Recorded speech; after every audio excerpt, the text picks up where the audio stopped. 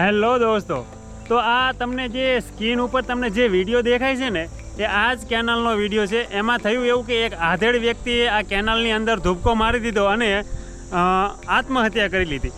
એમની લાશ શોધવામાં ફાયર બ્રિગેડવાળાને ખાસો એવો સમય લાગ્યો, ત્યારે એમની લાશ મળી. હવે તમે આ કેનાલને જોઈ લો, કેટલી પાણીથી સરસ મજાની ભરપૂર છે. અને આ આપણે નર્મદા નદીની જે મુખ્ય કેનાલ છે એ કેનાલ છે. અને આખી જ્યારે કેનાલ ભરી હોય ત્યારે એની સુંદરતા તમે જુઓ તો એકદમ મસ્ત લાગે. હવે મને એ નથી સમજાતું કે લોકો આ કેનાલનો ઉપયોગ મરવા માટે કેમ કરે છે. હું તો એમ કહું છું કે મરવું જ ન જોઈએ. એટલું બધું તો શું દુઃખ પડ્યું છે કે મરી જવું પડે, ક્યાંક જતું રહેવાય. પણ જોઈ તોય એમને એમ થાય કે ના, મારે નથી જીવવું, હું જિંદગીથી કંટાળી ગયો છું, મરી જ જવું છે. તો એલા તમારે મરી જ જવું હોય તો કંઈક બીજા રસ્તા પસંદ કરો. કેનાલને બદનામ કરવાનું રહેવા દો. તમે કેનાલને શું લેવા બદનામ કરો છો? હવે તો પછી લોકોને ડર લાગવા માંડે કે આ કેનાલ એટલે તો બધાને ભરખી જાય છે, કોઈકના મોતને કહેવાય ને કે વહાલું કરી લે છે. આવી બધી કોઈકના મગજની અંદર ડર પેઈ જાય.